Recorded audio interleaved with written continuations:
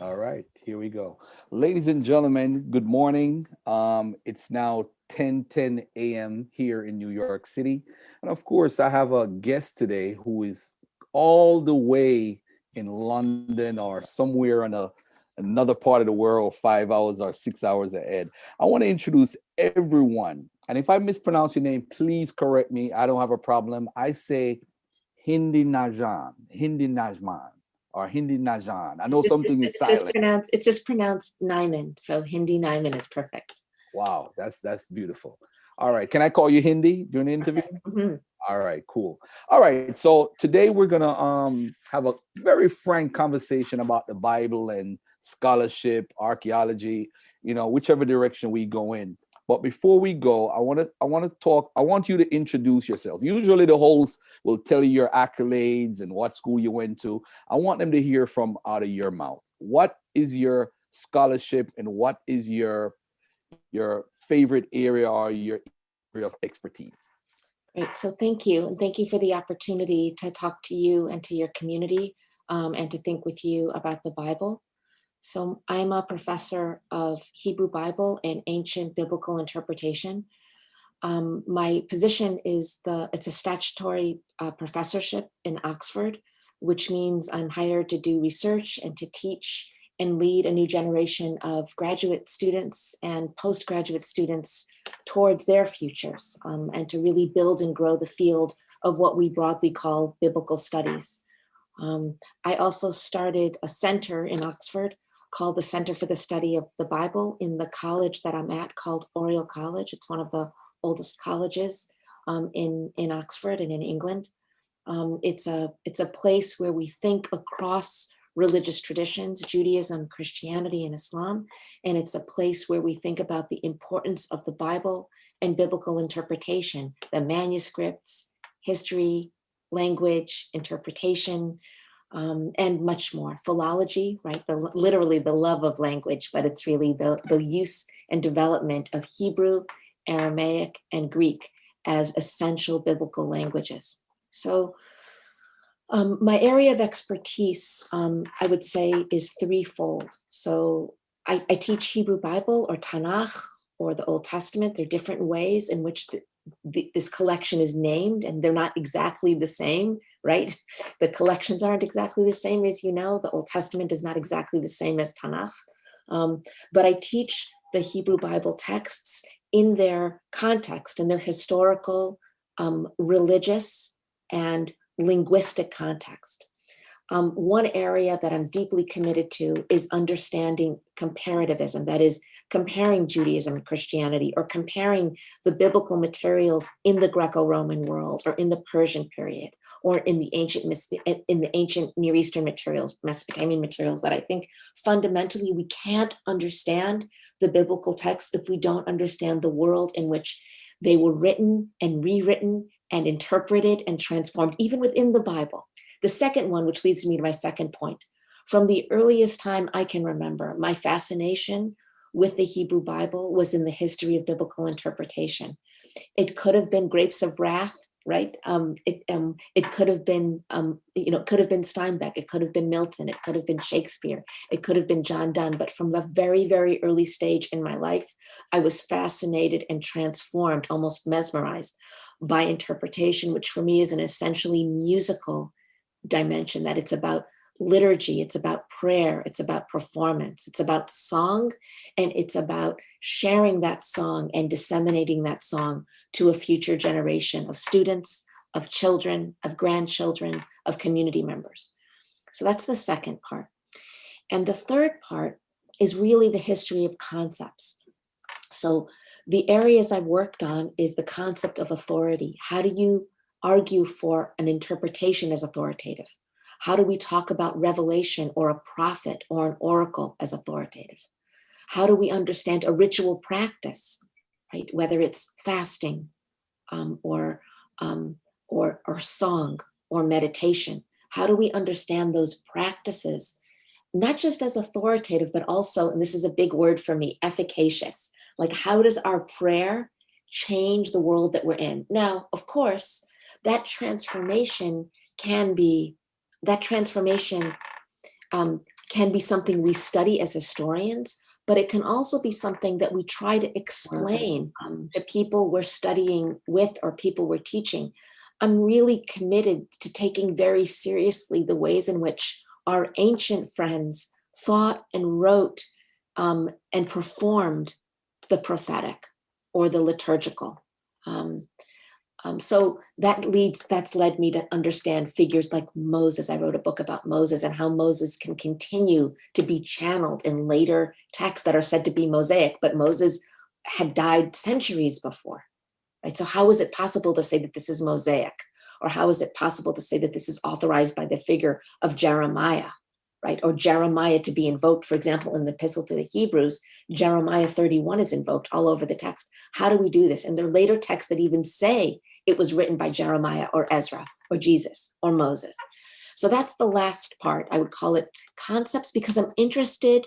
You mentioned earlier in our informal chat how smart these ancient writers were. I want to understand how they think and who they think with. This is very, very important for the way I study and teach the Bible. Wow. Wow. What was it like for you growing up in your parents' household? And did you ever see yourself as a professor of teaching biblical history? So I think the honest answer would have to be yes. I would like to say no, I was going to be a lawyer, I was going to be a judge. I had various visions for what I was going to do. I love the law and I love making things right and helping create conditions for an ethical context. And this was always important for me, like student government was very important and things like that in school. But honestly, my passion was always the space in between music and teaching. And my mother is a teacher. I like to say she's a teacher's teacher. She just turned 80 2 days ago. So that's very exciting. She's still teaching teachers. And she's a teacher. And my father is a cantor and a musician. He doesn't sing a lot anymore, but he still teaches people and he's almost 90. And so I was brought up both with the love of tradition and music and prayer on the one hand, and the love for teaching on the other. And I think I tried to inherit the mantle of both and combine them and then gift them to my own children and also to my students.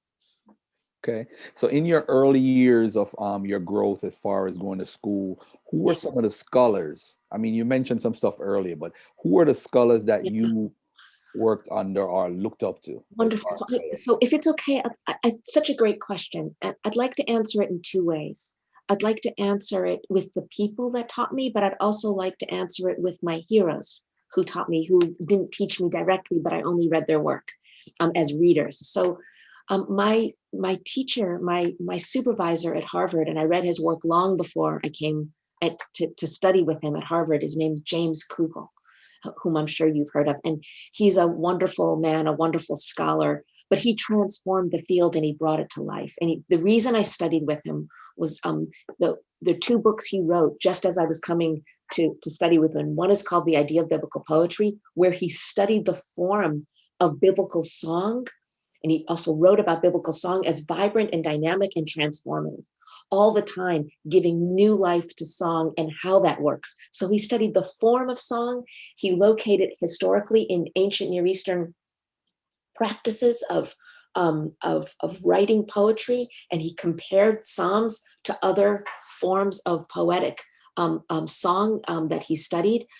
But he also was deeply devoted to interpretation and to understand how he wrote a book called The Bible as It Was, which doesn't mean the Bible alone. It means the Bible as it was being read from the very first generation. The very first writing or iteration of the Bible is in conversation with other texts, interpreting them, thinking about them. Sometimes it's interpreting Gilgamesh. Sometimes a later psalm is interpreting Genesis, right? Or Proverbs is reading Genesis 1 as it talks about the place of wisdom in the creation of the world, for example, in Proverbs 8. So he really, in many ways, taught me how to read and how to think and how to sing song in a historical, critical context. But also, he was first a published poet as a very young person. Let So me this comes along with that. let me interject one question. Does he talk about, because I'm intrigued by what you're saying, because I have a book coming out. It's going to be out in a few weeks, right? And it's my first book, and I talk about the primeval history, and I talk about the I don't know if I'm pronouncing it correctly, the Toledoth formula, or the Taldoth. Does he get into that and the rhythmic way of the writing style in Genesis? Does he That's so talk about that? interesting, right? So you're asking about the toldot, which is translated. It's from the verb, as you know, because you're learning Hebrew, yalad, from to give birth. It's often translated. These are the generations of Noah, or these Ela toldot, right? Mhm. These are these are the generations. This is not something he's particularly focused on.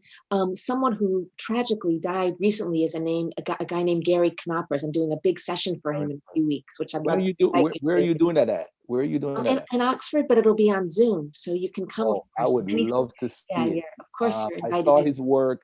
I've read a couple of his papers, but I haven't read Yeah. his entire So book of it. he wrote a lot on how to really think about genealogies. I mean, this is the word that's often used to describe Toldot in the scholarship. The transformation of it. And he pointed out, as well as other scholars who worked, for example, on the Sumerian king list, the way in which there's a guy named Peter Mikolowski who also wrote on genealogies as a creative and interpretive way of transmitting history. And to talk about the generations of our past is not just about recording the history of transmission, but as you've already surmised, and it sounds like you've already written about this in your book, that genealogies are deeply poetic expressions, which often carry with them the myth and the idealization of one's past as we project it onto one's future.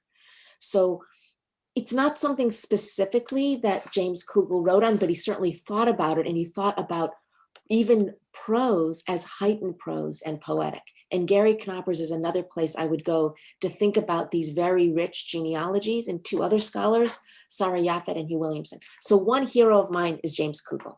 Another hero is someone who's not a poet and not a biblical scholar. He's a man who's no longer with us. He died a few years ago, and he shaped a lot of my thinking. And his name was Stanley Cavell. And he was a philosopher at Harvard.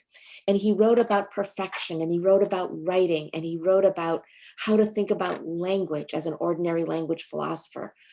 But he also was deeply committed to understanding the power of voice in philosophy and in poetry and in writing. He also wrote about opera, he also wrote about Shakespeare, but the way he helped me think, drawing on the work of Nietzsche and Wittgenstein and other philosophers, but the way in which he created a whole framework of how to understand and think about culture and writing and philosophy as belonging to everyone.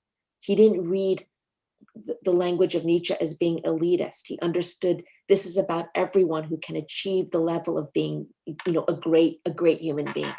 And this also really spoke to me because I think that the way in which human soul formation is described in ancient Jewish texts is not about sinfulness, the sinners and the ones that are righteous, but actually everyone is on a journey. And a lot of the work that I do on perfection as a concept, how to achieve perfection, we can never become perfect, right? We can never even become Moses, says Deuteronomy 34. But Philo of Alexandria, a writer from Jewish antiquity, says, but you can try to be like Moses. So the two people I wanted to mention was James Kugel and Stanley Cavell. A third person who was not formally my teacher, but he had a lot to do with the opening up of the field of biblical interpretation as well, is a man who's still teaching at the University of Chicago named Michael Fishbane.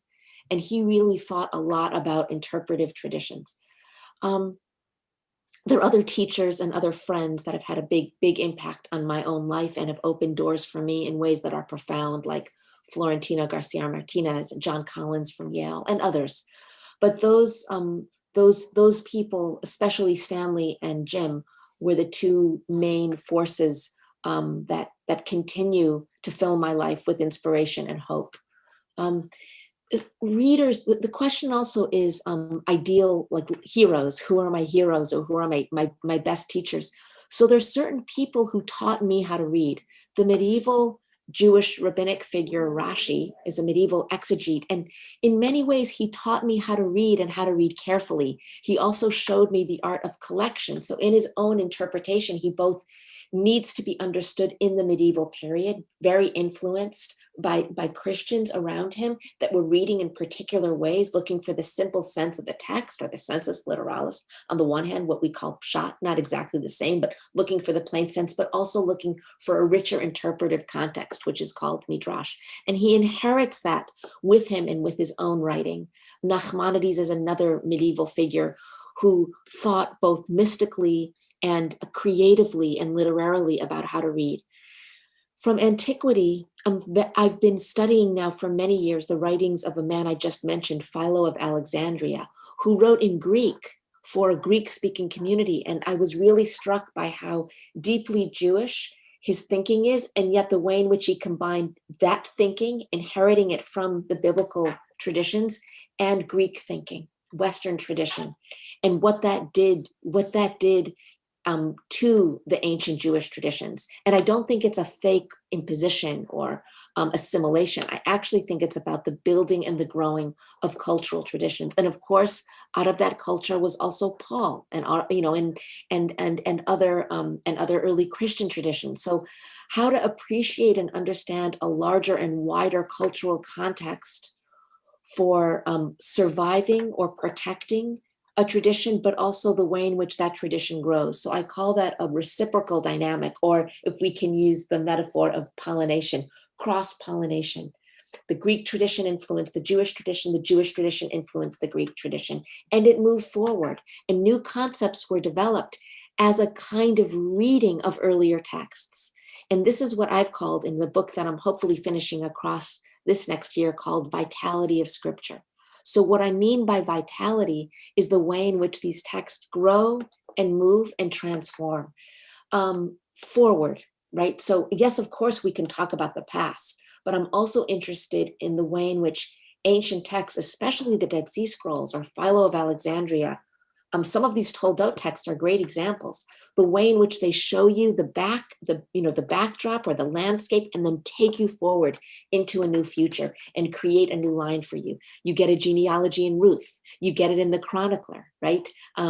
So this is a very, very powerful and very interesting lines of transmission, which can be genealogical or generational, but it can also be interpretive. So embedded in a text like Psalm 104, it retells the story of Genesis, absorbing ancient Near Eastern myth about Genesis and in ways of conceiving of the cosmos. Genesis 1, we also see wisdom language in there. And that's what I would call kind of the growth and transformation. So I have other figures to mention, but I mentioned a few people from the 20th and 21st century. And then I mentioned a few people from the medieval period, Nachmanides and Rashi. And then I also mentioned some texts. In particular, these days, I'm looking at the Hodayot, the Thanksgiving Psalms from the Dead Sea Scrolls, as a way of thinking about how ancient Jews read.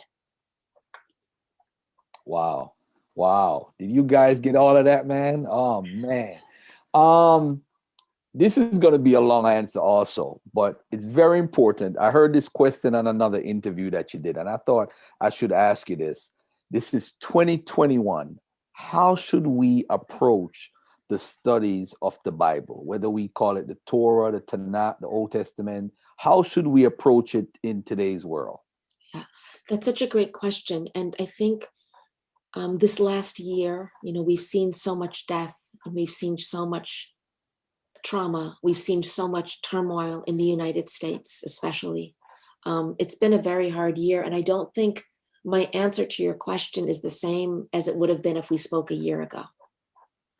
I think first and foremost, I need to call upon the texts from antiquity that talk about trauma and illness, that talk about suffering and loss, and study them again and read them again for insight and for inspiration, and for guides to help guide us forward as we move forward towards the next year of healing, reintegration of people that have been isolated, helping people to overcome who are now suffering long COVID symptoms. How do we help them move forward? And how do we help people readjust their lives who have suffered enormous loss, parents, children, siblings, friends. So that's my reaction right now. I wrote many years ago, I wrote about trauma and loss and calling upon texts that talk about the destruction of the first temple and the second temple as a way of overcoming destruction, not at first, but it takes time, and reflecting on how ancient Jews responded to destruction and loss, and looking at some of those texts as models for us to think about how to read again, how to think again. You know, Adorno famously said that you can't have poetry after the Holocaust, but there was poetry and there was song, but it takes time. And I think the main message I give to my children and my family and my students now is that we have to be patient with ourselves as we move forward and recover. And we don't know, it's changed my own research, you know. My new project is on hope and on the way in which hope is the very essence, says Philo of Alexandria, of humanity. If you understand that, then you can understand a way forward. If we allow ourselves to be consumed by fear, then we become people of despair.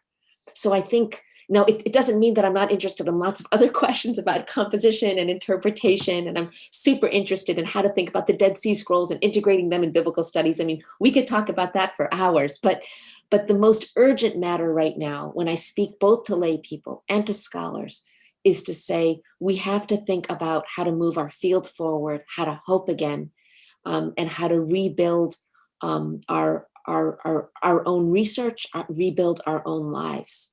After a year, we've all been touched. We've all been affected by COVID. So. Okay. All right. We use the term Jews a lot when people are talking in academia as far as Jews all the time. From your perspective, would you also refer to the pre-exilic Israelites also as Jews? Because I know there's a controversy as far as there's a consensus, academic consensus, as far as when the book was penned, certain books, you know, if we're not looking at it from a fundamental point of view. But what do you think as far as the term Jew?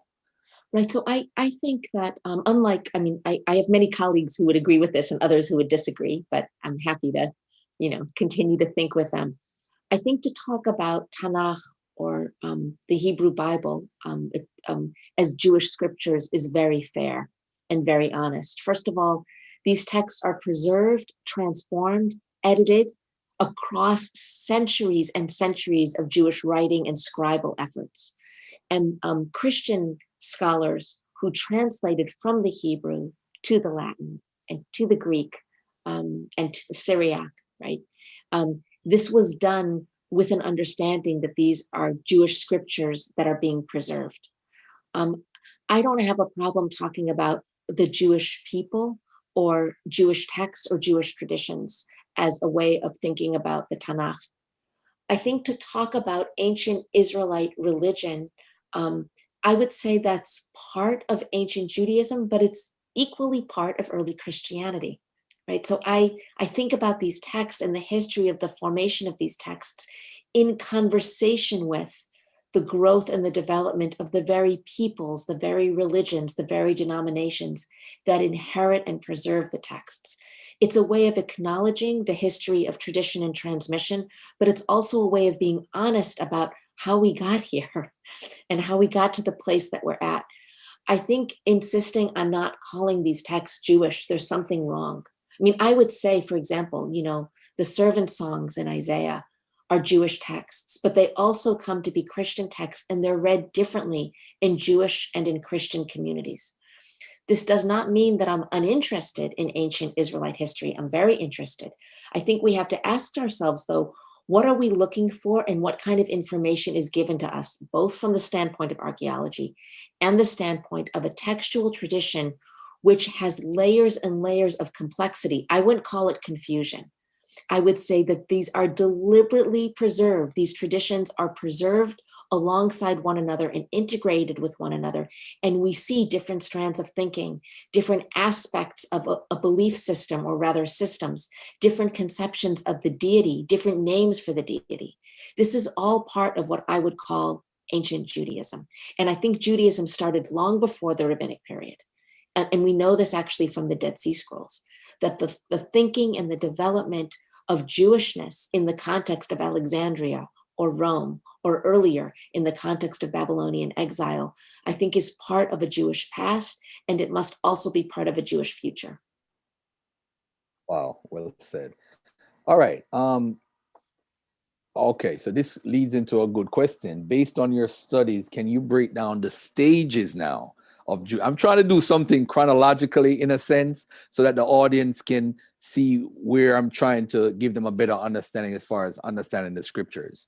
Most from what I've heard, right, in my studies and what I've heard through lectures over the years, I've always looked at Israel, the people of Israel, as folks coming out either out of the Canaanite culture and some possibly coming out of Egypt, a small amount, with influences from all around, meaning that it's like they picked and choose different ideas that they felt would make them like a confederacy, a group of tribes, and so forth. And then later on, you had the lineage of David or Omri, and we could definitely find evidence of Omri and what he produced and so forth. And later on, you had Hezekiah, Josiah with the reform, you had the Babylonian exile.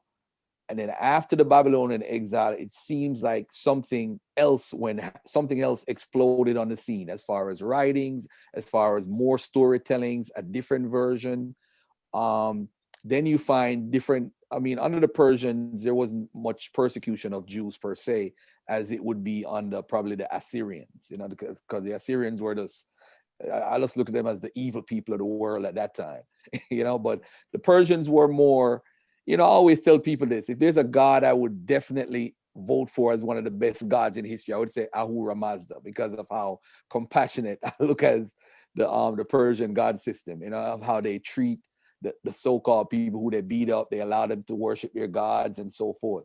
But then Judaism seems like it developed out of what happened from the Babylonian exile going towards the Hellenistic time period.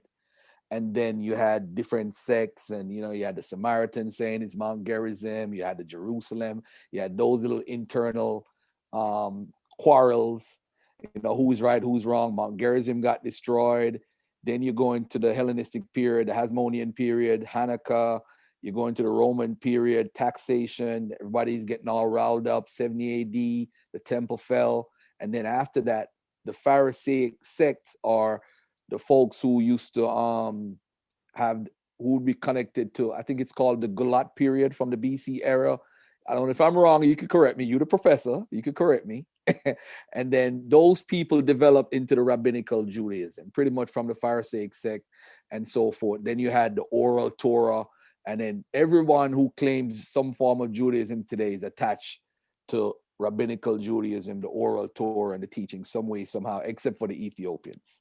Mm-hmm. All right. Well, on the matter of the Ethiopians, and I think it's a very, very, we'll walk backwards from what you said, if that's okay. I'll start with the last point. Right. They do have interpretive traditions. It's a very, very rich, understudied tradition with manuscripts well through the 15th, 16th, and 17th century CE. Right? I have a colleague, Lauren Stuckenbrook, who has transformed the field of trying to understand the history of the Ethiopian church and the way in which the texts and the interpretive traditions, some of my most favorite texts, like Jubilees, was preserved and transformed as scripture.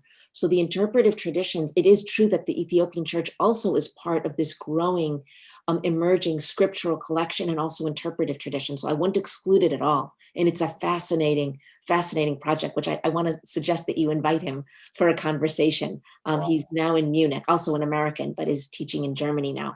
He's spent many, many years researching monasteries in Ethiopia. What you said about the oral and written tradition, first of all, we get written interpretive traditions that are important for them to have been written already in the Hebrew Bible, and especially amongst the Dead Sea Scrolls and what we call extra text or outside texts, the Apocrypha, as well as the pseudepigrapha, texts that are said to be attributed to Moses or Jeremiah.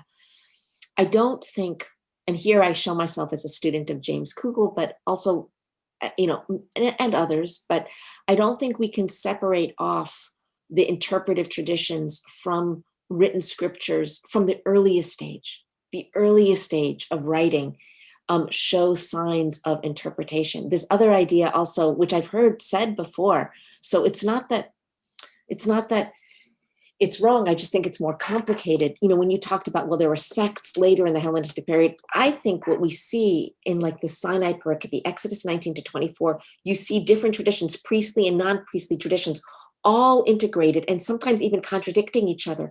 But we see different communities and different approaches integrated in a single Pentateuchal text. One could even say the same about the Noah pericope or two versions of Genesis. So I think what we see in the biblical materials from the earliest, what you refer to as pre-exilic materials, and even in the exilic period, is an ongoing, growing, dynamic, and transformative collection of traditions. And here's our problem. This editing and transformation was going on in the text that we want to call pre-exilic, even in the exilic and post-exilic periods. So to kind of separate it all out, I think is extremely complicated. And to what ends, I want to ask, like, what are we trying to achieve by identifying, well, this is pre-exilic, later is post-exilic and Pharisaic, later is, the oral Torah. I think my whole approach is to read in a more organic way, to recognize that they're earlier parts of the text and they're embedded and they're growing. But what we have before us is a dynamic and vital biblical tradition, which is accompanied always by interpretive materials that rewrite, transform, and transfer the biblical text, almost catapult it into the next generation, the next challenge, the next trauma, the next win. So for me, these texts are vital and alive. I'm very interested in the Mesha Stele or Quintillet Ajrud, inscriptions and various other new findings, of course. But I'm equally interested, as you referred to the Bar Kokhba, letters and how they refer to themselves as the children of the Golah. How the community members or the writers identify themselves as exiles or as returnees is also very interesting to me. One historical point that you didn't mention, which I wanted to highlight here, is 132 to 134, the Bar Kokhba revolt. And of course, I know you know about it, but the reason I mention it is because Chana Cotton, a very important archaeologist, has argued with others that this was the most important turning point for the transformation and ultimately the giving up of temple life. Because the entire communities, we know from archaeological findings, that's when real decimation happened and destruction, not 70. 70 retrospectively was told as the line in the sand. But it's actually Professor Hindy, I got to cut in here. So would you say, there's a gentleman by the name of Bloom, I don't remember his first name, he wrote extensively. Harold Bloom. Okay, I use his book as reference. He's one of the sources I use for my book. But for Bar Kokhba, he stated that he felt like at that point, it's like that was the main separation for the Jews who believed in the Christ, like a Christ version of the New Testament. That was where like a separation took place, as far as Rabbi Hanassi and moving forward, he also talked about it's no longer a temple-based Judaism, right? More of a book-based Judaism. Yeah. So I don't know if that was Bloom. I mean, Harold Bloom wrote a book called The Book of J, but he's not a biblicist. He was a literary scholar from Yale. So you might be thinking about somebody else. I'm not sure, but yeah, I know that theory and I know the way it's articulated, but I don't agree with it. I think the parting of the ways, the complex integrated relationship between Judaism and Christianity continued well after 132. And we see communications and conversations that will continue to engage Jews and Christians. I think I think in my own teaching, it's more productive to talk about this period in certain texts as being intimately connected. You can't really understand Epistle to the Hebrews without understanding Jeremiah and the Songs of the Sabbath Sacrifice, which is from Qumran. I mean, this opens up the text. The claims that are being made about Psalm 110 and Melchizedek.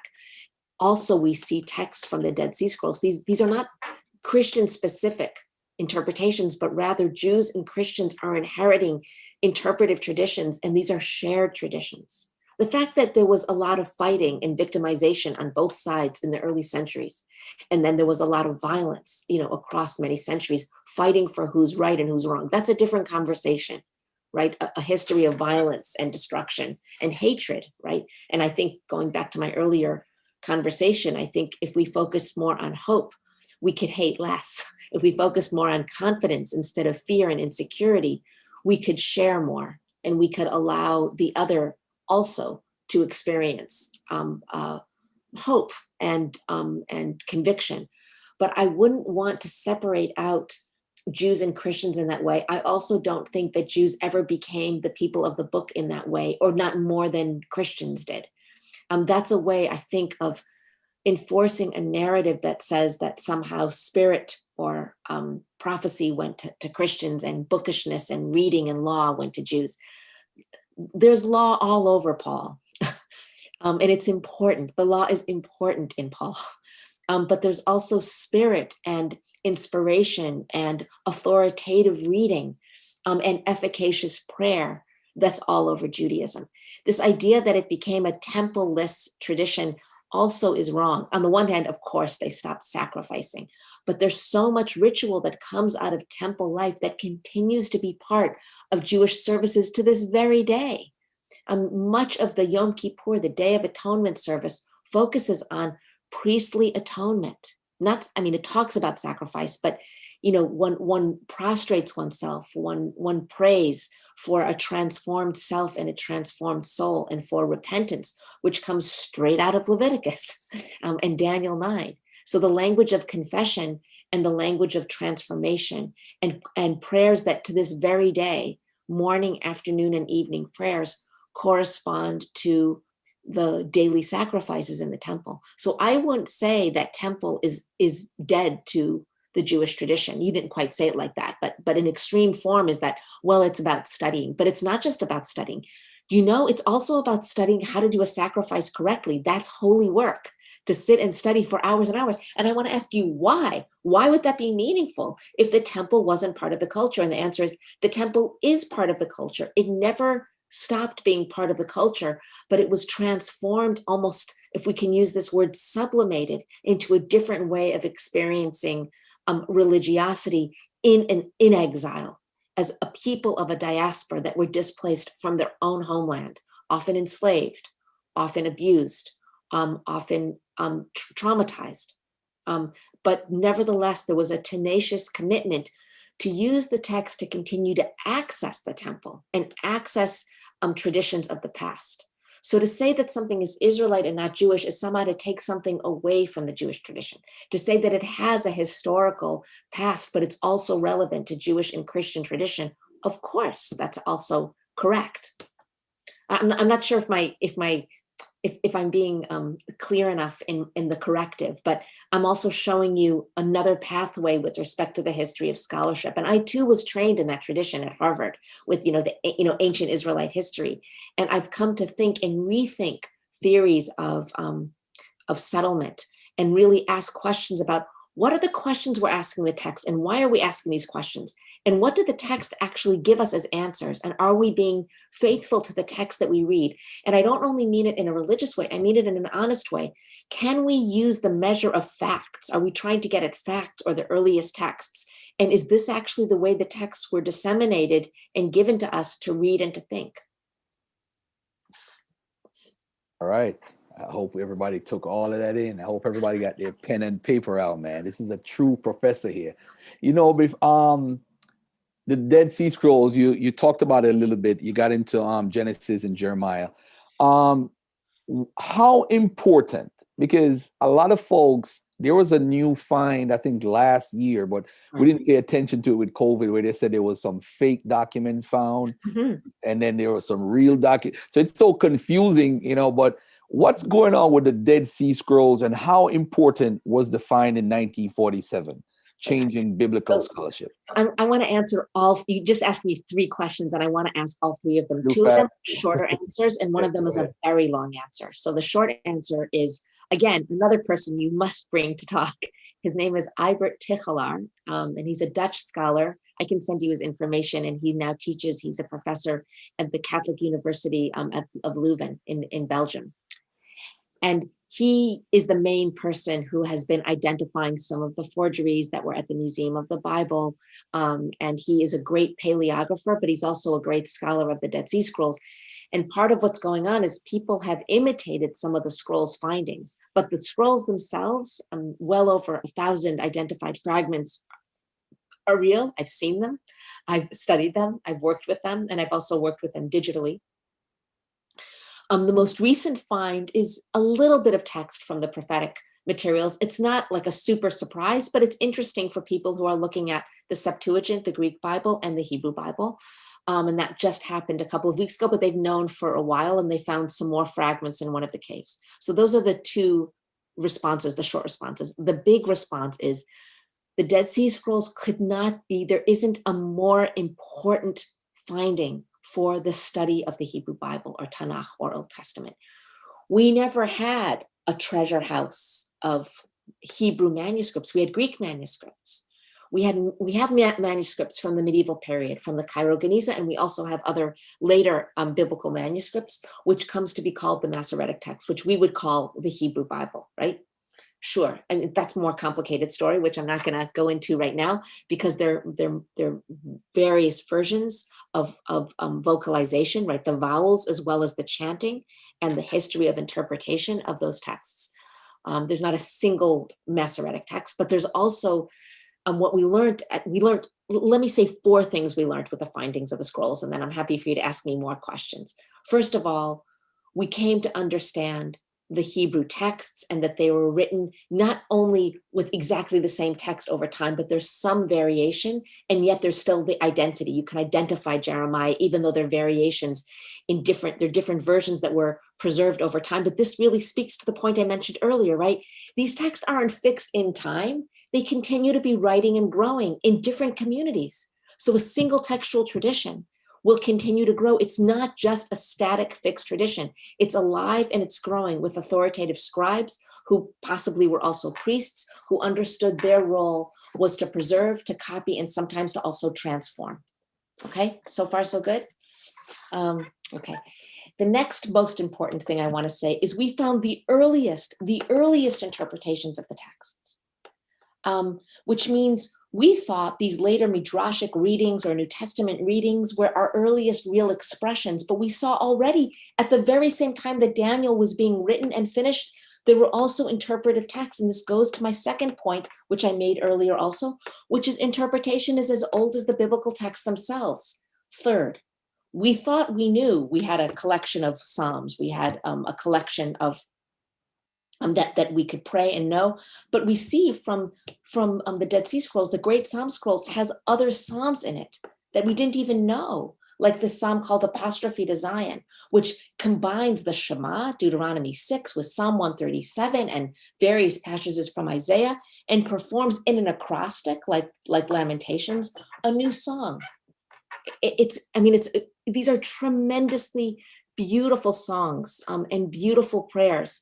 There's a whole collection called the Hodayot, the Thanksgiving Psalms, and the narrative is indebted to Job, and it's indebted to Psalm, like it talks about how low we are, and we are but dust and ashes. We are but one born of a human being or born of a woman, and yet we can sing to God nevertheless and overcome our own corporeal state through song and through the offering of the lips, the Trumat Lashon, the offering of the lips, and the offering of the Lashon, tongue, and Sfatai. So Trumat Sfatai, Trumat Lashon. This is in the Hodayot, but also in the songs of the Sabbath sacrifice. And we see ongoing language, even outside of temple, of how to pray, how to be close to God, how to create community, how to sing like the angels. The members of this community are even called angels. They're called holy ones, Kadoshim. And we see this, the Irin Kadishim, the holy angels that we see in Daniel, we also see written and rewritten about across the Dead Sea Scrolls. We haven't gotten anywhere near to done with understanding what these texts. The first 2 generations were really just about publishing, understanding, reading, reconstructing, assembling various fragments together and, arranging them in a way that they're comprehensible, that they're readable. There are incredible new projects. A friend of mine named Mladen Popovich has this enormous grant. The grant is called The Hands That Wrote the Bible. And they're studying scribal practices. And they're studying with artificial intelligence. They're studying the different hands of different scribes. How many scribes wrote the Isaiah scroll, the big Isaiah scroll, the great Isaiah scroll that's in the Hebrew, that's in the Israel Museum, preserved in Hebrew. We also can see how scribes were correcting and fixing and rewriting. So sometimes you'll have one hand that had written and another hand that fixes and corrects. We see this in later medieval manuscripts. And every biblical book parts of every biblical book have been identified, and people say except for the book of Esther, but even now people recognize that it's not about citation of whether or not we actually have a chunk of Esther, but what if we can find idioms that are only in the book of Esther that are also in the scrolls, which is what we found. Perhaps we were looking for text, which in the wrong way. Perhaps we have to allow for a more fluid and creative way of thinking about citation. Like if you think, for example, about the book of Hebrews, there are a lot of different ways in which texts are cited. It's not just a quotation directly from Jeremiah or from Psalm 110, but there are different ways in which you and I can invoke an earlier artist or earlier poetry without just, quoting and so the Lord said, or so Jeremiah said, but there are other ways of weaving texts in. And we see that kind of weaving through song, through prayer, through historiography, writing creative. And this goes back to your earlier question. I prefer to talk about historiography and not history. I prefer to talk about, bringing together myth and fiction on the one hand, and, history or the lives of the ancients in the other, and bringing them together to try to understand the creative work that goes into your Toledot, the genealogies that go into history, that go into the writing about a past, because there's always a goal, and the goal is to create a new future and also to memorialize what was lost or what was remembered. Oh, excellent, excellent. You have your own department in Oxford, right? What was it like? Is that one of your biggest achievements for what you have accomplished at Oxford?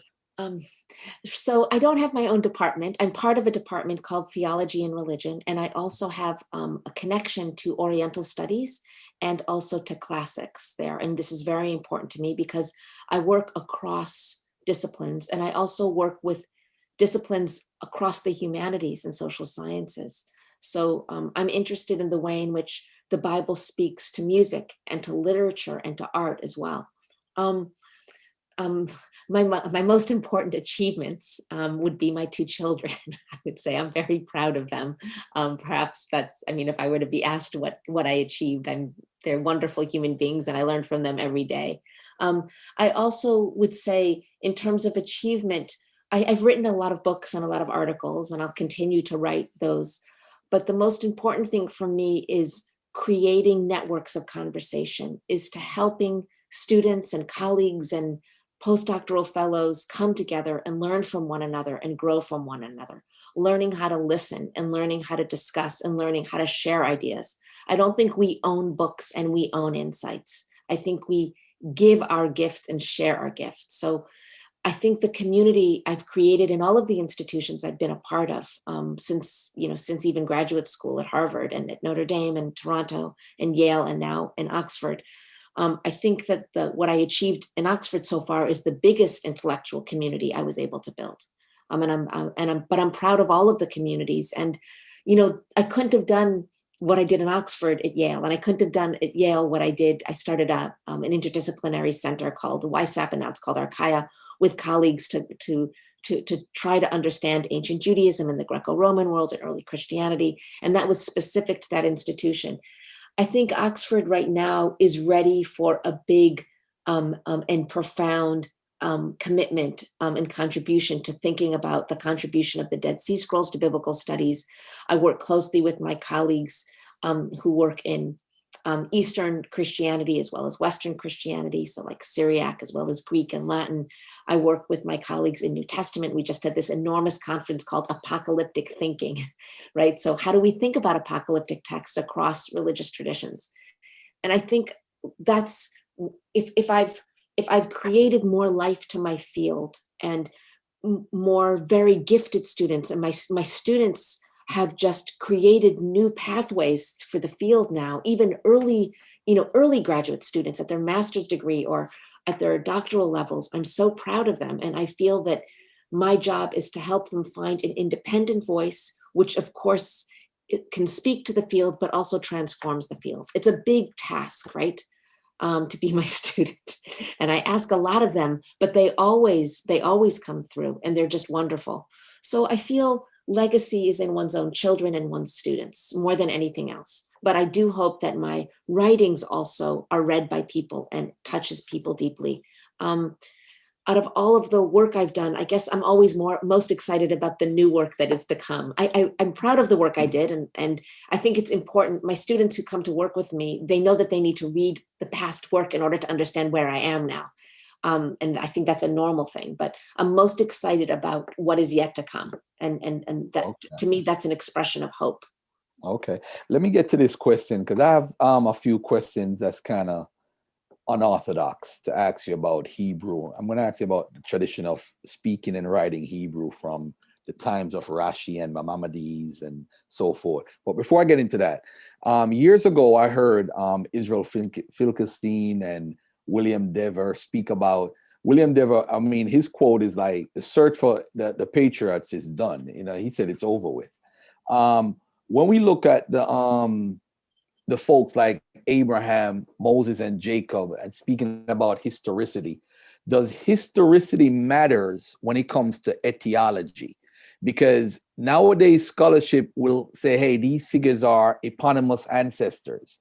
Does that play a bigger role in today's academic world than someone trying to prove, hey, they did exist from a fundamental point of view? So I think the earliest century, the first century of biblical studies in the academy was also very consumed with getting at what I would call positivist history, like being able to show, but this was also part of other parts of the academy. Did Homer really exist, right? The historical Jesus movement. And what I want to say is that we've grown up and we've come to understand that yes, there was a past and there is a present and there will be a future. But I don't think that our text should be cut up into little fragments and reduce them to only the historical facts as though that's the only part that's important. As I said earlier today, that there are archaeological findings that help us locate an existing Israelite presence or an Israelite people, that the Babylonian Chronicles documents the exile of peoples and their suffering. And we can understand texts such as Psalm 137 or Lamentations against the backdrop of what we know.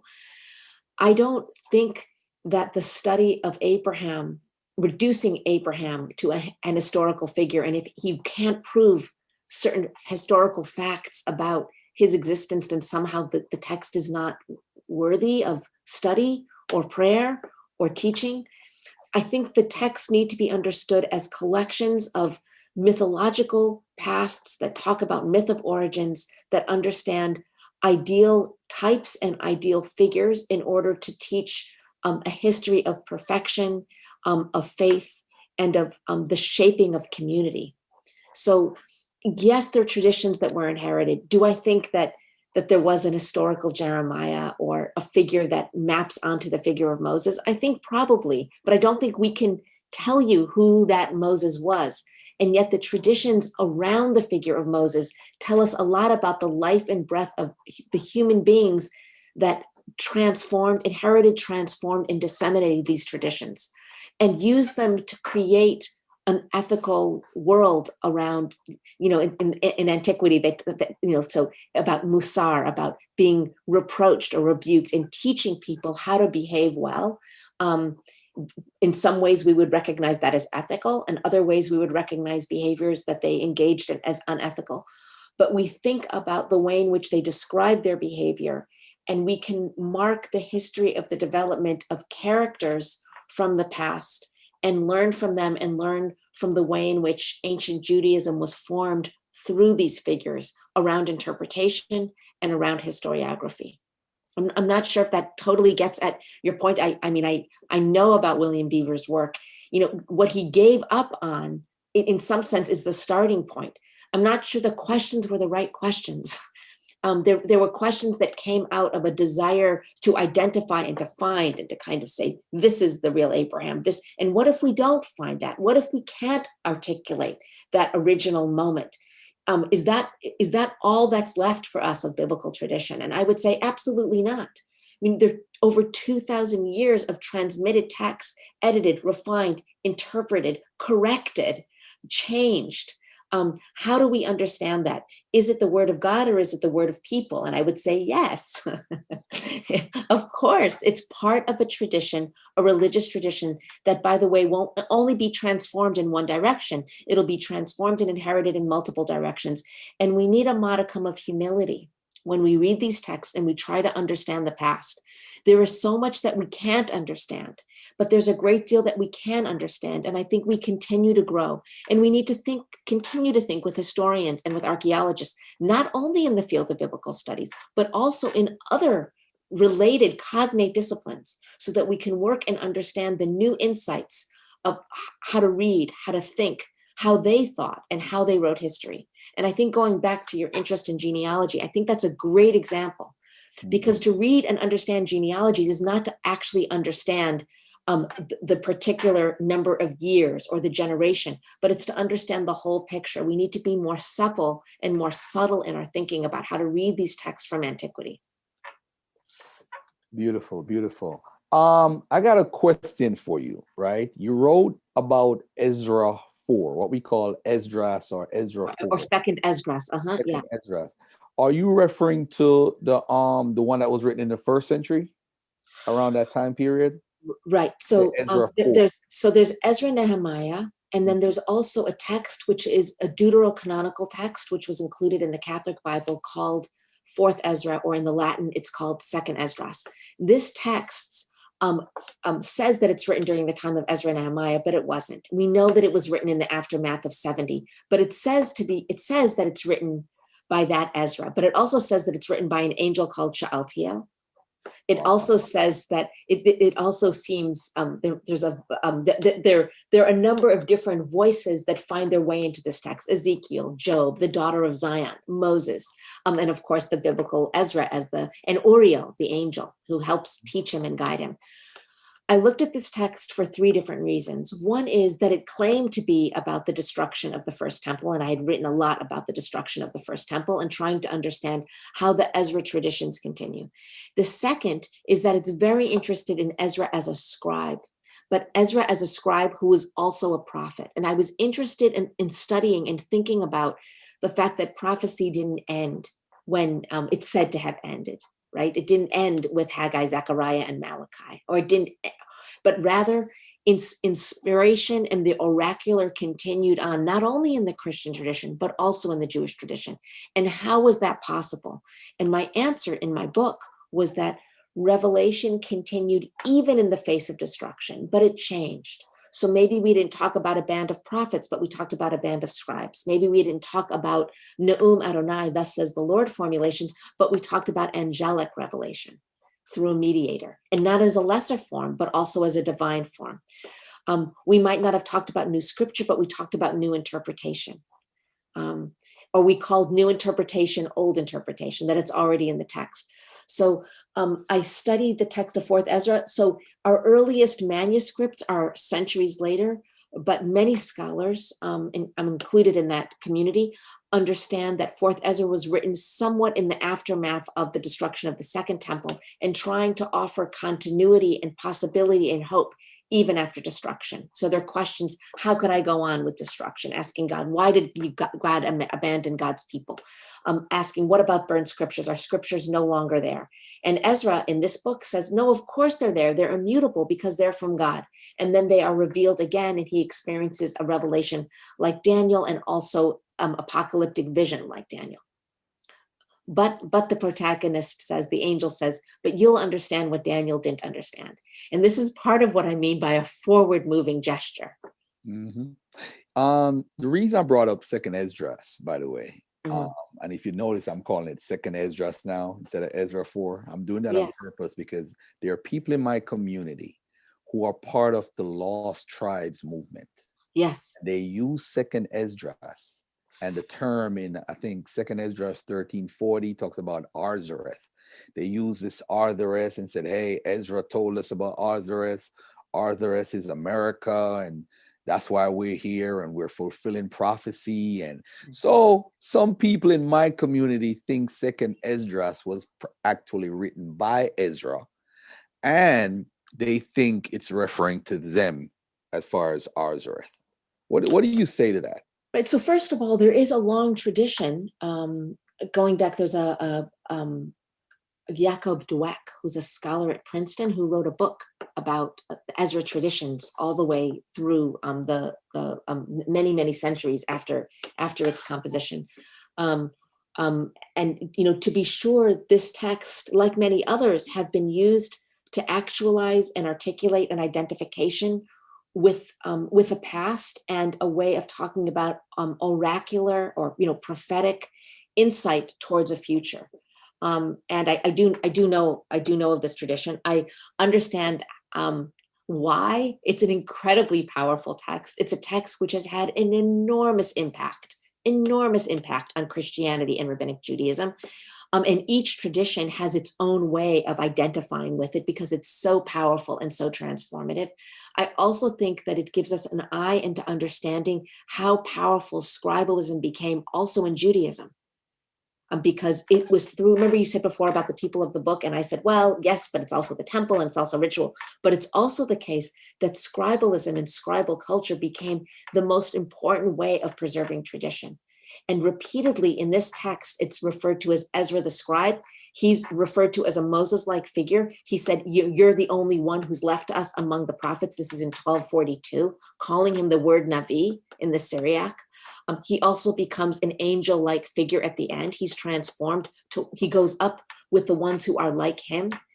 He collapses like in the Shepherd of Hermas, where there's a collapse, and then the angel puts out the angel's hand and takes Ezra by the hand and brings him back to life when he sees, Zion destroyed and reborn and destroyed, and there's some kind of earthquake.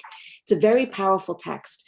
To use this text as a way of talking about a future of a people and understanding it to be prophecy is not unusual or unique. It was certainly understood to be prophetic text by the Christian community that understood it to be a deuterocanonical text. So I think that this is important. I think that the questions that you're asking about whether or not this can be understood to be prophetic and efficacious is the same question that we can ask ourselves about Deuteronomy. Mm-hmm. So for a community and a people that have understood Second Esdras to be holy scriptures, of course it's going to speak in a prophetic voice. And by the way, the Ethiopian church also preserved Fourth Ezra, as well as Enoch and Jubilees. So this is the text. And by the way, it was also translated, also into Arabic. Right. The community that wrote Second Esdras, have you guys narrowed it down to who? And the reason why I'm asking this, Yeah. and it just came to me like, if, and this is not a knock on Christians or anything. I'm just, maybe I should have asked you this after the interview, but I'm gonna ask it anyway. So if Jesus was looked on by a large community as the Messiah, well, Second Esdras would be null and void, or they would have possibly mentioned him if he was the guy to return. I don't know. I don't want you to answer that. There are references to Messiah in Second Esdras, absolutely. I also want to say that the Syriac and the Latin versions are a little bit different. In the Latin, there's Fifth Ezra, which is the beginning, which is added on, and Sixth Ezra at the end. So it becomes almost like bookends, and the tradition grows in really interesting ways. And it's different in the Syriac, which doesn't have those additional kind of framework. But there is reference to Messiah. I know it's read as Christian scriptures, and I'm not skeptical at all. I mean, I'm not any more skeptical than any other text that's said to be prophetic and inherited. The question is, what do you do with that vision and that understanding and that meaning? You asked a different question, which is who wrote Fourth Ezra, right? And let me answer that question. The first basic answer is, of course, we don't know, but we also don't know who wrote Second Isaiah or who wrote Psalms. I mean, we have Psalm headings, but we don't know who the author was. The book tells you it was written by Ezra, hundreds and hundreds of years after Ezra lived. So at face value, it was Ezra of Ezra and Nehemiah, and he wrote it as a kind of prophecy for the future. I mean, this is what it claims for itself. I don't consider that a forgery. I consider it, as I've written elsewhere, a discourse tied to a founder. So it's like channeling Ezra. Ezra is the one who was able to return and recover a second temple. But this is before it was rebuilt. So as I've said elsewhere, what wasn't destroyed, which wasn't yet rebuilt wasn't destroyed. So it's a way of getting access to a period of time before the second temple was actually destroyed. It's as been pointed out, it's a very Jewish book. And people have said that it was written by the earliest Pharisees. People who, there's also very deep affinity between the book, and this was pointed out by Ginsburg, among others. There's a Christian scholar who works on New Testament, but Hermann Lichtenberger, who pointed out years ago very deep connections between the book of Revelation and Second Esdras. And he's absolutely right. And I've cited that in my book. So the period of time is probably the middle of the 2nd century of the Common Era. I think it's probably written after 132. I think that.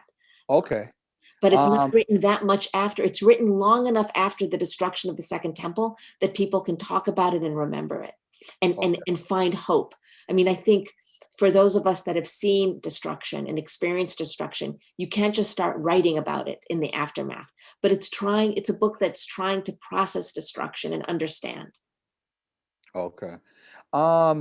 You talked about the book of Enoch and the book of Jubilees and the second Esdras is in the Ethiopian text that they had. Do you have any idea how they got Jubilee and second Esdras and the book of Enoch, and how, I mean, the Old Testament, it's kind of tricky because of how Ethiopia is today, because in the Bible it's Cush, which is referring to the Nubia area, small area between Nubia and Egypt, and right there at the border, the third cataract. But it's kind of confusing because you have Ethiopia today, and then you have Cush in the Bible, and now in translations in the English, it's saying Ethiopia for the English readers. And then in the Hebrew, of course, it says what it says, but it's kind of confusing. So when you say the Ethiopian Bible, which specific Bible you're referring to, and how did they get it? Thank you. So first of all, the world expert, there are other experts also, but the world expert is Lawrence Stuckenbrook, also James Vanderkam and Michael Knipp have written a lot on these traditions. We know early on that Hebrew, Aramaic, and Greek texts were being translated into Ge'ez. And they were preserved, and actually the preservation is remarkably consistent and fixed and very careful. So these manuscripts have been used to help reconstruct and help understand the scrolls from the 1st century before the Common Era, which is incredible. These texts are these later manuscripts, 15th, 16th century manuscripts, are used to reconstruct antiquity, and the points of contact and consistency are remarkable. The history of transmission is not something that I specialize in. They were preserved and they were copied in monasteries, for hundreds of years. We also have some of these traditions in Georgian and in Armenian as well. The life and the breadth and the vitality of the Ethiopian church and these traditions of Ge'ez are, for the West, a relatively new, it's not that we didn't know, but the work that's being done now by Lawrence Stuckenbrook in Munich really helps us to understand how vital and transformative these traditions are. And we're talking about thousands and thousands of manuscripts, not hundreds and not 1,000, that help us to see the growth and preservation of these texts. What's fascinating also, earlier when you said, well, that's the text, not interpretation, there are also long commentary traditions that are preserved in these monasteries, which are really helping us to understand how these texts were read and interpreted, and also what interpretations they might have carried with them, as well as the texts themselves. This opens up our eyes to understanding the dissemination and the impact. It also helps us understand the history of material philology, by which I mean the history of manuscripts and how these texts were preserved and written and rewritten. And they're holy texts. It's not easy to get access to them, by the way, because these are preserved in places where, for the most part, women are not allowed in. Um, People that are not part of the church are not allowed in at times. So it's been very hard to get access or even to take pictures of these manuscripts in order to understand, even to begin to answer your questions. But people are working on it, and I think we've made progress. There's, you're also asking a question about geography, right? So is Bethel, in the Bible, the Bethel now? And of course the answer is no. What we mean by Cush and the locations, geographical locations, we can't map with precision the history of the development, but we can come to understand by looking at comparative evidence, by looking at ancient maps, by doing the best work we can do to try to trace the history of textual tradition dissemination and translation forward, and to look backwards without assuming that there was no change. I mean, this is also a danger, right? That we look at these texts from the 15th century and then we say that's the same from the Second Temple period, and they're not the same. But we nevertheless can get insight into the history of those textual traditions. Okay. During the medieval times, you had Rashi and others who talked about and gave commentary in Hebrew. In the European eras, throughout history, you had someone who was designated as the exilarch or the exilarchite. I don't know if I pronounced that correctly. When did folks stop reading and writing Hebrew? Because it's like, it's a reconstructed language. It just came back, and then all this different talk. So I want to know, when they had the different academies from like the 3rd century, 5th century, the Gaunim period, the Amoraim period, all these different periods coming up, and then you had Rashi, and when did it stop? Because I don't see what would be the purpose to stop. I mean, and would you consider yourself one of the people for the modern day academies, seeing that you are reconstructing how the text is being interpreted and so forth? So you're asking 3 different questions. So I'm going to try to separate them out. So the approach of talking about Hebrew as though it stopped and then it became an artificial language, I don't agree with, and a lot of people don't agree with it anymore. And I can give you many people that have challenged this theory. It's related to the reconstruction of ancient Israelite religion as though it's separate from Judaism. The tradition never stopped. Hebrew never died. We know this from the Dead Sea Scrolls. We know this from the Mishnah. We know this from the Bar Kokhba letters. And even if there were other languages that became important languages like Aramaic and Greek and Hebrew and German and Latin and French and Russian, these are other languages that became very important for Jews and for the preservation of Jewishness in exile. Hebrew never died. Hebrew continued to be alive and vital. And I'll send you a little piece that I wrote with 2 colleagues about the way in which it continues to stay alive and vital to itself. Jeffrey Kahn is very important. He did the encyclopedia of the language of Hebrew, but it continues on. When you said to me, well, what happened to Hebrew? I'll say it never died. It wasn't a language that ever died. It was always preserved. It may have been in conversation with other languages, but it was never an artificial language that was reconstructed.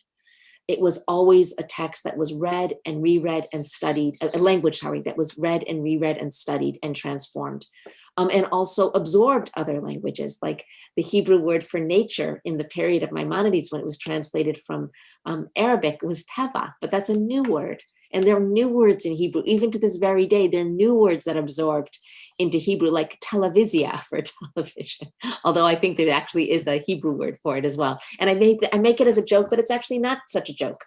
the language continues. Is the Academy of Language, the Ben Yehuda tradition, and now the Academy of Language at the Hebrew University, is that a continuation? I would say, of course it is. No one ever asked me if I'm part of the Reish Galuta tradition, the tradition of leadership. It's a complicated answer, as I'm sure you imagine, because I'm a woman. And, to talk about myself in that tradition, I want to say that my job is in the academy. So I teach students of all different faiths or no faith, and it doesn't matter to me. I teach as someone who's a scholar. But I am a Jew, and I am part of that tradition. I believe that I am part of that tradition in a way.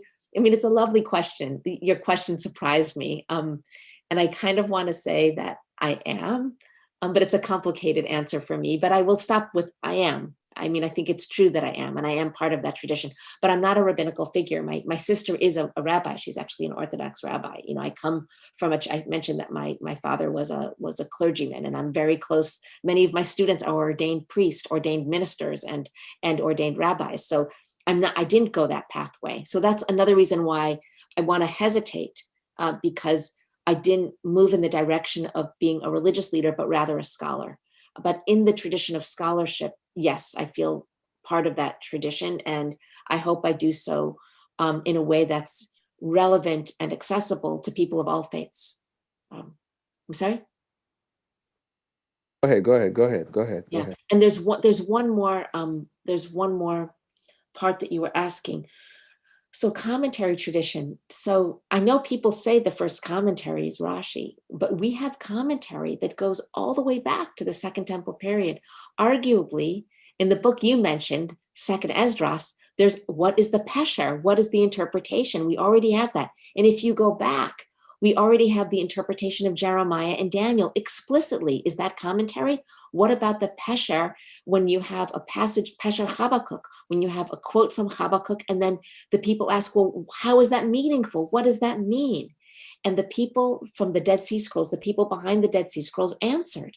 So we already have the beginnings of commentary traditions. And I'll tell you something else. We have Jews in Greek-speaking communities writing commentaries already also in Greek. So would you also the Thessaloniki community? Yeah. Mm-hmm. Right. But also what about the commentaries around the text? If you have marginalia, like stuff that's written in the margins and comments and corrections, is that also commentary, or is that just scribal correction? And the answer is we have both. So I think commentary, like interpretation, like the activation and reactivation, we didn't even talk about translation today. In Nehemiah 8, verses 1-8, we see, Ezra re-gives the Torah on a wooden platform, and the people collapse. And at the very end, it says, Som seichel vayabinu bamikra. You place insight and the ideas so that they will understand the text. They will understand the reading. They will understand the texts that are being read to them. Is that translation? Some people thought that was the earliest Aramaic Targum, translation into Aramaic. Maybe it was commentary. My questions are finished, but I'm going to go to the audience. Somebody had a question about the book of Enoch, and I don't know what they were trying to say about the book of Enoch. Can you ask her about the book of Enoch? I know you did a little work with the book of Enoch and the book of Jubilees, sure. Ezra. What is it about the book of Enoch that's fascinating in your studies? Briefly. So Enoch opens up a world of interpretation to us, of understanding how Jim Vanderkam wrote a book, Enoch, a man in his generation, using the language, of course, of Toldot, your very first comment today. Enoch is organized around 5 books, actually. It's about mystical ascent. It's, in some sense, a meditation, one could say, on Enoch walked with God and was no more, right? Hitalech, right? The iterative language of walking with God and was no more. But it's unclear if this is just an interpretation, or if there's, or the opposite. What we get in Genesis might be a glimpse or just a blip, right? A moment of a much, much larger tradition about mythological figures that walk with God. The one other thing I'll say about Enoch, which is really exciting, is Enoch is understood to be the first scribe. Why? The person in your audience might ask, because he walked with God and God taught him how to write. And so he wrote the first history of the world in Enoch, and we see this in Jubilees. One question that's being asked is, how did holy writing emerge? Like, where did it come from? And so mythologically, it's understood that Enoch and the Enochic tradition, Enoch is also associated with a kind of peace, that he walked with God. He's part of God, but he didn't die, but he was no more. So around a figure like Enoch or Elijah, right, who kind of goes up in the heavens, with a fiery chariot, and Moses, they didn't die, right? So, and what I mean by, there's no tradition of them having died, so they have this incredible afterlife, right? So the idea that Elijah at the Passover Seder comes back, right, and drinks from everyone's Seder a little bit of wine, and and comes back. It's also about the heralding in of the Messianic time. So I think that's another aspect of Enoch that I want to emphasize. But the creative and interpretive traditions of Enoch also, by the way, if your friend, the one who asked the question, reads some of Enoch, or maybe you've read some, Isaiah's all over it, Genesis is all over it, Psalms are all over it. So it's reading and rereading scripture as it's creating this extraordinary narrative about the figure of Enoch, which I think, by the way, is very much in line with the traditions of ancient Judaism. I don't think it should be understood to be a separate form of Judaism in any shape or form. It will become to be inherited. As you know, Enoch will become an important figure. For example, in the catalog of history in Hebrews, Enoch figures in, right? So Enoch will continue to be a very important spiritual and heroic figure across time. Okay. I hope that helped to answer the brother's question. All right. I hope so. Well, your friend should read Enoch. It's super cool. Super cool. All right. Yes, it is. Yes, it is. What temple traditions are currently being practiced by modern day Judaism? That's a really good question. That's a very broad question. But well, I'm going to answer it in the way I answered it before. In the Babylonian Talmud, in Tractate Blessings, Brachot, they talk about the preservation of the order of sacrifices corresponding to prayer, right? So to have Shacharit, Mincha, and Ma'ariv, morning, afternoon, and prayer, one of the reasons why they are in the time that they are is to kind of be a holding place for temple ritual. A lot of the prayers that were said in the temple, according to the Mishnah and other rabbinic texts that link themselves back to temple practice, but not sacrifice. And there's still priestly blessing that is offered. So the may God bless you and keep you, may God watch over you from Numbers. So this is a blessing that's said to this very day in services in Jewish communities on holidays. With the priestly blessing, right? With the kind of blessing that you would recognize. So that thing that's what they found in the 6th century, right? 79, or 77, he found that the amulet, was it an amulet? It's an amulet. It's an amulet with the priestly blessing. It's the earliest 9th century. It's the earliest inscription of a biblical text, right? With the priestly blessing. And we know that this blessing continued to be relevant and essential. And to this very day, at the end of the 18 benedictions, there's a song about placing peace over the world that reworks the priestly blessing into the prayer itself. So even, it's a very, very essential part. There are other elements as well. I didn't mean to suggest that there's sacrifice. There is not sacrifice, and there is no temple. But there's also still a tradition of priests and Levites that take priority. So in the reading of the Torah scroll on a Saturday or on a Monday or a Thursday, the first calling up to reading goes to a priest. The second goes to a Levite, and the third goes to an Israelite. Now, these are traditions that go back. Are they historically compelling? Are there mistakes? Do some people think they're priests or Levites and they're not, or vice versa? Of course. But we rely on the tradition of the families and the legacy of people, that they've preserved this in their own family, that they come from a priestly line, and they get priority. So that's another way in which I think there's a prioritization of, in certain liturgical contexts, of priests and Levites. Okay.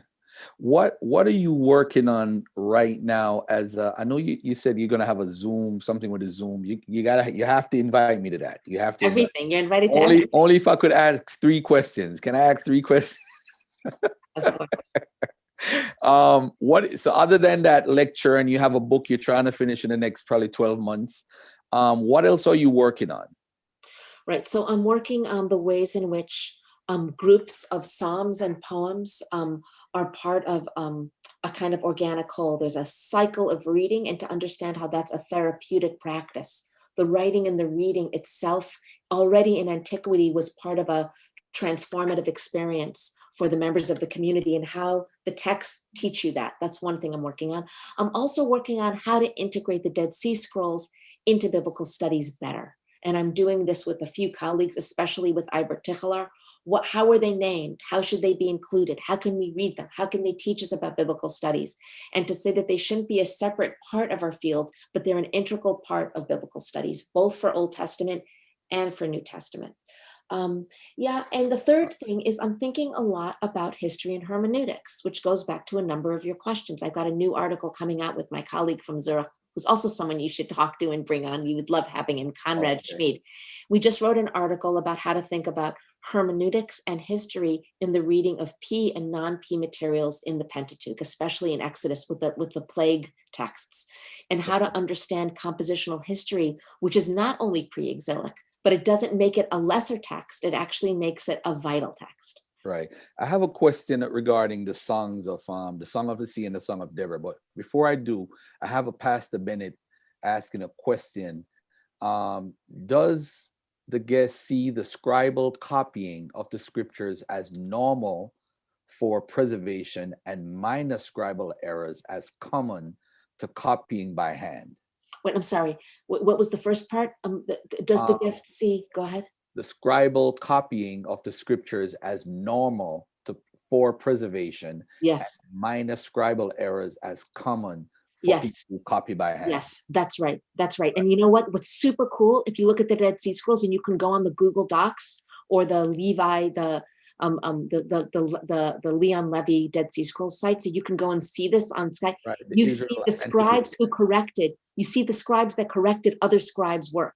It's super Wow. cool. We got to So talk you about see, this once the interview is over, because I gotta get into that. sure. Maybe you could come back and do a whole show whenever you're free, because you're at Oxford. You don't really have any time for interviews, but Yeah, but but we maybe made you could time. come It took back. a while, but we found time. Right. Definitely.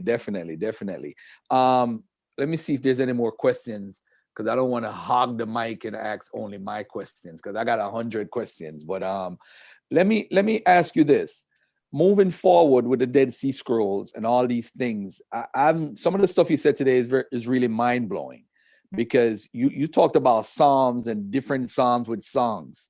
So now with the Song of the Sea and the Song of Deborah, wasn't that like the easiest way? And with the silver scrolls, the amulet, wasn't that like the easiest way for Israelites, Jews to carry traditions down? Because I always tell folks about me growing up in the Christian church singing, Father Abraham had many sons, and songs are easier to carry down from generation to generation rather than a written scroll losing the paperwork or whatever. But a song is easier to remember. Right. So I think you're really asking a question about orality and literacy.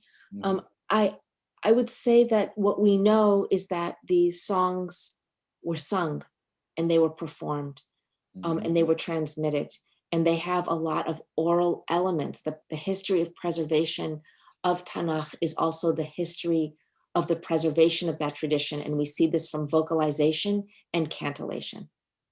And the Mhm. person who's written, just recently a 2-volume work on this subject is Jeffrey Kahn, Khan, and he is the most brilliant and important scholar of this material. And then there are many others, a colleague of mine, Judith Schlanger in Oxford, and Meira Poliak in Tel Aviv, and others. So I think that it's really important to say the answer is yes, but it's yes with a lot of textualized complexity, because we see this textualized or embedded in the texts. Okay. And by the way, as a last thing to say about today is March 31st. It's the end of Women's History Month. And what do Yes. you got to say about you being a woman in a male dominated area as far as studies? Sure. What do you say? Well, I mean, the most important thing I want to say is that women and men need to support women and men in the workplace and at home. The challenges I've experienced in my own history of my have not been insignificant. I've seen a lot of darkness and a lot of fear, but I've equally seen fear from women who are scared of women as much as men. Um, in my own work, when I meet people, I don't meet them as Jews or as Christians, and I don't meet them as men or women. I meet them as human beings. But it's not been an easy pathway for me. Um, and in Oxford, I'm not only the first woman in this post, but I'm also the Mhm. first Jew and I'm the first American. And it was hard on all of those fronts, because I was really an outsider and am an outsider in many ways. And yet my joy with my professional, location couldn't be stronger. And I've made the best friends I've ever had, at Oxford, and friends from all different countries and all different walks of life and all different religious traditions. But you're right to say that it must have been hard. And the answer was that it was very, very hard. And the academy is not an easy place. Yeah, definitely. It don't seem like it. All right. So, ladies and gentlemen, I'm gonna end the show at this point. I want to again thank a professor to us all, because she taught today, boy. And you could tell by that energy, she's a wonder. I would love to be one of your students. You're an excellent teacher, and your breakdown, like I told you before the interview with our conversation, your breakdowns are very, in the words of my friend Zion Lex in the audience, very meticulous. Thank And you. Thank so, ladies and gentlemen, I want to say thank you for tuning in. A lot of people saying they never got the notification, but hey, I enjoyed this interview and I hope you guys learned something new. And I hope to see Professor back again thank you. sometime in the future. Thank you. All right. Thank you, ladies